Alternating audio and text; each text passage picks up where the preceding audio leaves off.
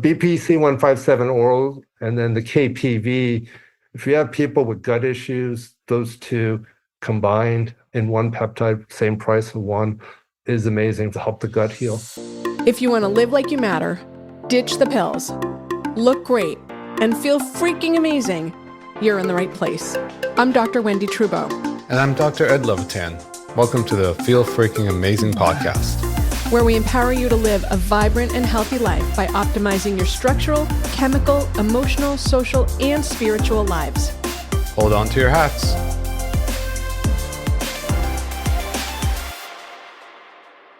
Hello and welcome to the Feel Freaking Amazing podcast. Wendy Trudeau, star sighting Ed Levitan. I know he hates when I say that, but he's never here. He's here today. And today we have a really cool guest. We have Dr. Edwin Lee. He's an endocrinologist, author, international speaker, and the founder of Institute for Hormone Balance in Florida in 2008. He's board certified in internal medicine, endocrinology, diabetes, metabolism, and has completed special training in regenerative and functional medicine. He is a co-founder of Clinical Peptide Safety and also started a not-for-profit organization and is the author of many books. And the latest one is The Fountain of Youth with Peptides. And just as a disclaimer, this is not medical advice today. This is simply opinions. Take it as you will and consult your doctor. So Dr. Lee, welcome. We're so excited to have you here today. Oh, thank you guys. Thank you for inviting me. Yeah. So I want to just start by... This is Ed's podcast today. I'm a fanboy, so I really admire your work and all the things that you've done and contributed to forward this medicine. So I'm super excited to have this conversation. Yeah. Thank you for coming on board. It's really awesome. So we're going to talk about peptides today. Well, peptides are interesting. Most doctors don't even know that they're using peptides. Like insulin was classified as a peptide, and most doctors never even thought of insulin being a peptide. But the FDA in around 2020 kind of changed the definition of peptides. So it's generally under 40 amino acids. But so peptides are just small little protein that are really amazing. They can turn on your body to self-heal and to make you younger, to turn on fibroblast cells, to make more collagen, to help your immune system. So there are many, there are many amazing effects that peptides do. There's not one peptide does it all. So there are peptides for beauty, peptide for hair, peptide for better mojo, better, libido. We could talk about that. And there's peptides in terms of immune system. So, and unfortunately, the FDA is making it more difficult. So if you can go to, I don't know if you have that, there's that link that maybe you can share it with your. Yeah, we could put everything in the show notes so people can find it. Or QR code, but if you go to clinicalpeptidesociety.com or savepeptides.org, there is a link to basically just save peptides. Just basically, it's a petition, which I founded. So we have over 8,000 signatures. We're close to 10,000. I started this like 5 years ago, so I don't know when we'll hit 10,000, but we hit 8,000 like 2 days ago. So I'm super excited. So talk to me about how do peptides, I know people talk about peptides for lots of things, but what our listeners really care about is feel freaking amazing, live long, live well, and don't get all the stuff that all their friends are getting. Let's avert cancer, Alzheimer's, heart disease, degenerative diseases. Let's avert all that stuff. So how do peptides play a role in that?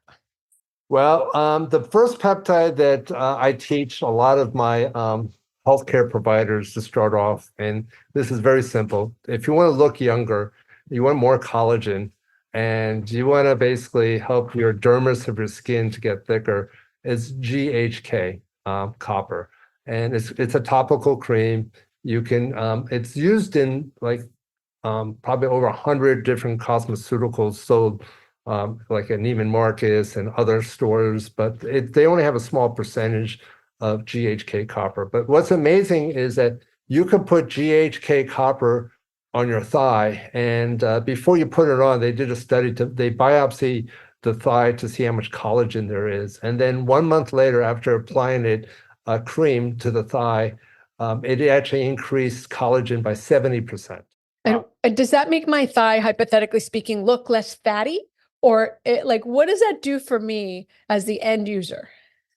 Well, that's a lot. I mean, the GHK copper that I use all the time, and I'm in the Florida heat and sun, and I don't use even sunscreen, but I abuse my skin a lot. I mean, I know I'm out there on the water, sun is reflecting, and I use GHK copper religiously. I just use 2 or 3 pumps every morning, and my wife uses it too. So I like our GHK copper that we have. I use a compound pharmacy that formulates it, and so it's anyway. It's a topical thing that if you want to use a systemic, then you have to do injection for your whole body, but that's a little hard to get because the FDA is restricting that. But a lot of my patients who've used it, they say, "OMG, my body's like getting younger." So, and I used it on my father who had cancer. And so he passed away a year ago, but it actually turns out it turns off cancer genes. So it's really amazing. MIT and Harvard did a study called the connectivity study, and they want to see out of 1,300 different molecules, which one was the best in terms of turning on your protective genes and turning off your cancer genes. And the number one was GHK. And GHK is actually natural. So when you have collagen and your collagen breaks down, it's GHK. So GHK is a peptide, 3 amino acid peptide. It turns on your fibroblasts to basically make more collagen. And it helps that dermis to get thicker. The thing is that as we get older, we have less GHK. So as you get older, you need to balance your hormones, and we call that hormone replacement therapy.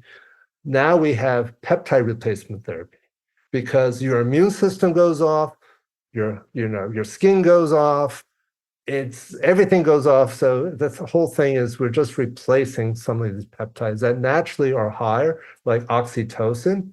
A lot of women have issues with anxiety, and oxytocin is the oldest peptide out there. It helps women contract, but oxytocin can calm you down. So that is a beautiful peptide.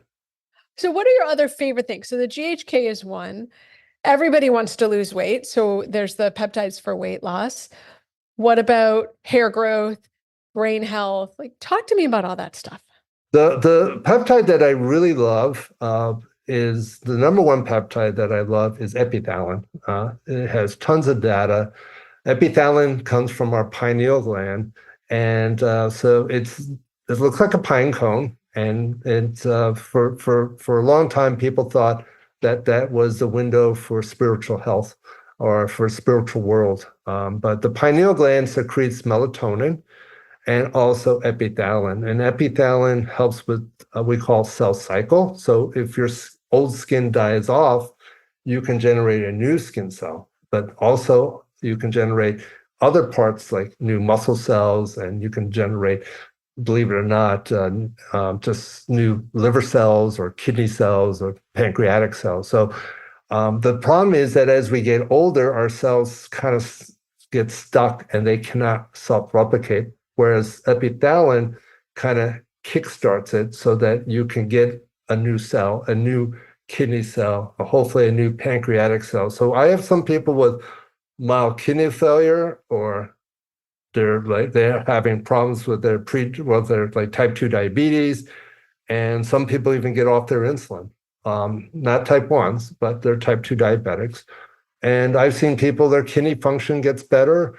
And I have people with their pancreatic function gets better, their back of the eyes get better. It doesn't make everything better, but a lot of things get better. So epithalin is critical. If you can do it 2 times a year, it's phenomenal.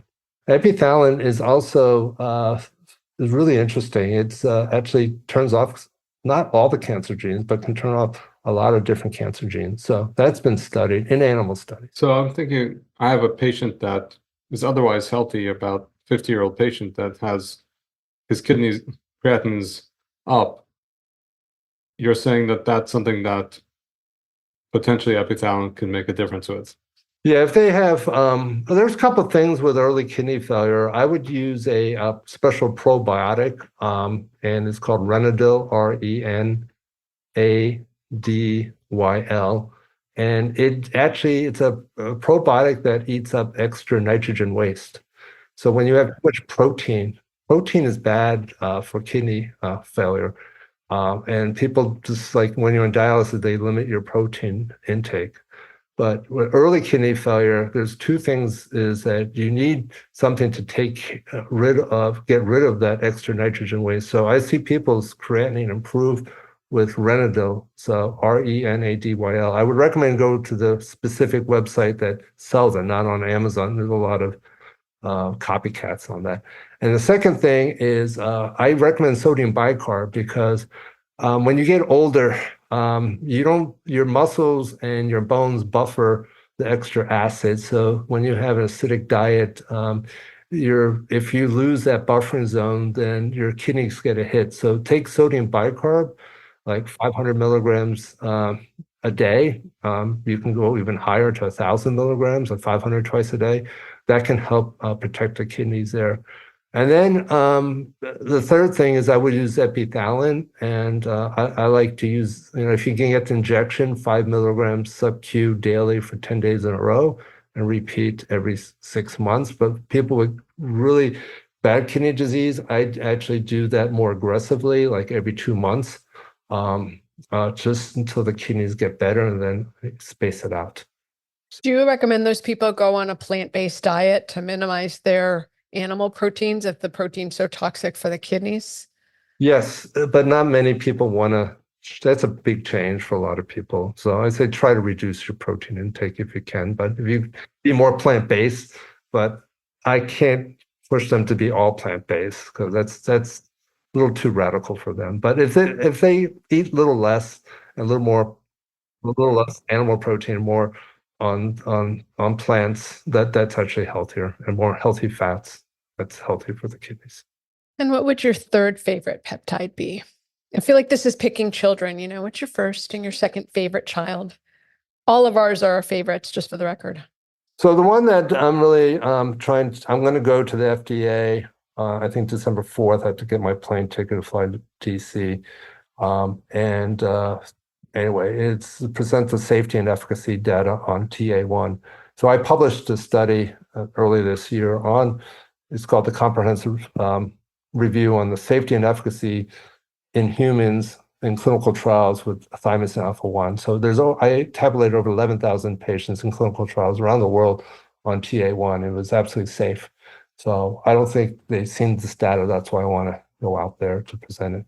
But the thymus gland actually shrivels up. So there's two peptides or a couple of peptides from the thymus gland. One's thymosin alpha-1, the other one's thymosin beta-4. So they work differently. But thymosin alpha-1 for the immune system, thymosin beta-4, it's for a couple of things. It reduces inflammation, but also helps with the neurons with myelination. But the thymosin alpha-1, I really think it's phenomenal for the immune system. Both those peptides, though, have been banned, right, by the FDA. Is that correct?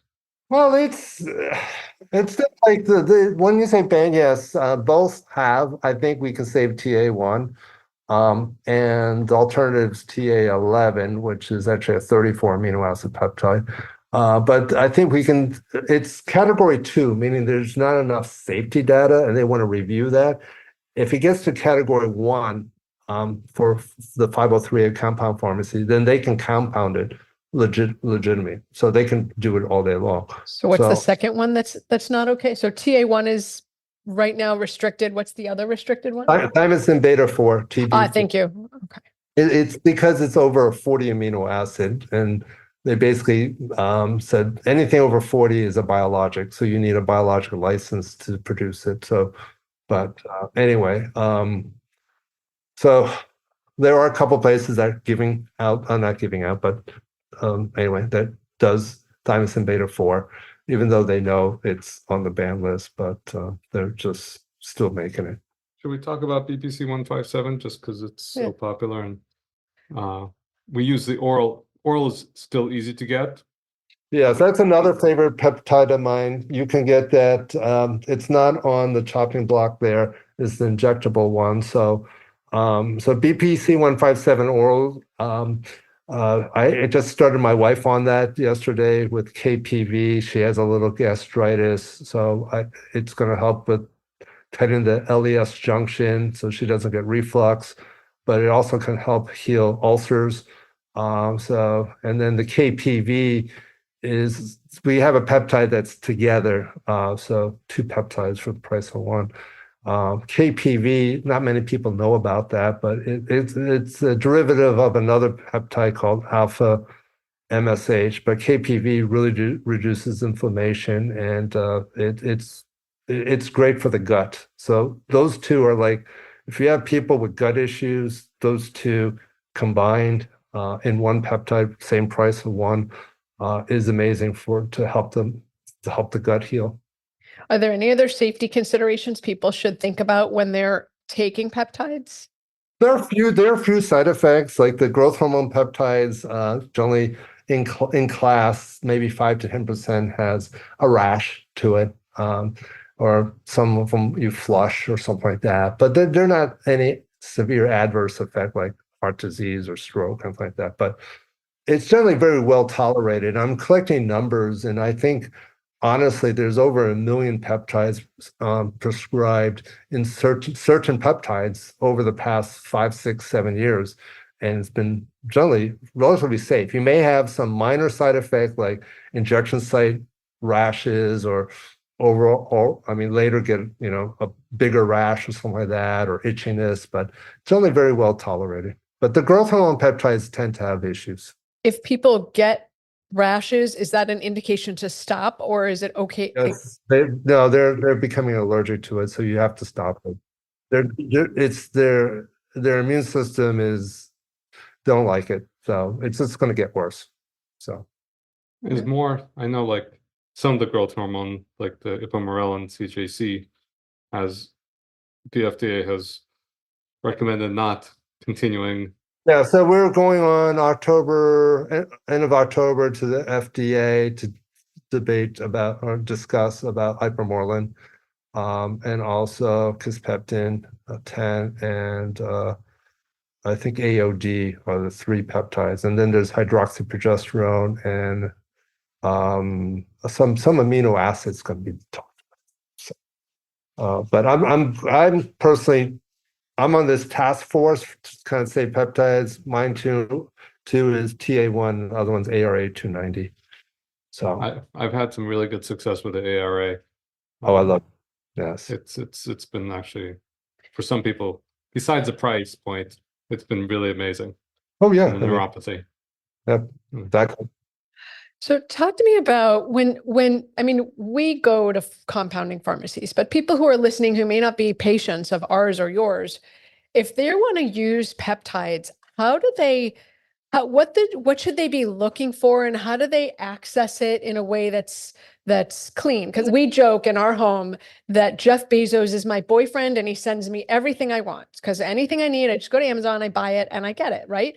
But not supplements, because they have not temperature controlled warehouses. There's a lot of knockoffs. A lot of the products have been found to be fake. So obviously not Amazon, but where do people go for peptides if they want them? Well, first of all, I know a lot of people shop, which I tell all the doctors that I train, do not go to for research purpose only. Like on the website, there's Peptide Science, and they look great and legit, but it's for research purpose only. I mean, for a doctor, they can lose their license if someone dies. There's no one can protect them because it says for research purposes only 1 million times before you purchase it. So you don't know what's in it. And I've heard stories that people have checked the substance and it's totally different what they got. So that's the wild, wild west. So anyway, if you go to Clinical Peptide Society, you can see people who've passed the certification test. And we have basically, I think, every state. So you just click on that and you'll find hopefully one that is close by, and you can actually contact them and get established and get peptides legitimately through a compound pharmacy. So I do have two nurse practitioners, but one's really into peptides a lot. She's helped publish a lot of studies with me, and her name's Morgan Burns. And she's kind of really, she's into wellness, and she knows how to balance hormones. And so if you call my office, I'm basically closed my office seeing new patients. I mean, it's just, I just can't see any new ones, but Morgan can. So anyway. Hey, this is amazing. So where do people find out more? Is it, do they go to the Clinical Peptide Society? You can go clinicalpeptidesociety.com or savepeptides.org, O-R-G, savepeptides.org to sign the petition. And anyway, it's great to have if a patient who used a peptide can put a comment. There's some doctors who write comments, or there's patients who write comments. I actually wrote a book on all these peptides. So chapter 2, I talk about hair growth. So anyway, but Go read the book. Read the book. Yeah, I mean, if you want to get the paperback book, people can call my office, say, hey, they listen to the podcast. We'll give you the special price of basically $20, like 50% off. It's retail $39.99, so you can get it for $20, and then you pay for shipping. And we only ship in the U.S. So if you're in Canada or Mexico or Europe, we don't ship outside the. You're out of luck. You're going to get the peptide SOL. Yeah, but you can get it on Amazon, the electronic version, the ebook version, so you can get that. So some people like the electronic version, but yeah, of course. Dr. Lee, I just want to really, again, thank you. Like, you've been not only a pioneer, but you've all the time and effort and energy you put into helping the rest of us practice and provide good medicine and really make a difference for people that are cross our paths in our lives. And it's truly a pleasure to meet you. It's an honor to have you on our podcast, and we definitely will want you back. Thank you very much. Well, thank you for this time, and I appreciate that you can spread the word on signing the petition. So if you can put that on the back end, that'd be great. 100%. Yeah, we definitely will. So, Dr. Lee, thanks for being here. Thanks for joining us for this episode of the Feel Freaking Amazing podcast. We'll put all the links in the show notes. And for the listeners, this stuff works. Go try it. Well, with your doctor. Yes. Don't go it alone. It's not a social journey until others join. Share this with your friends.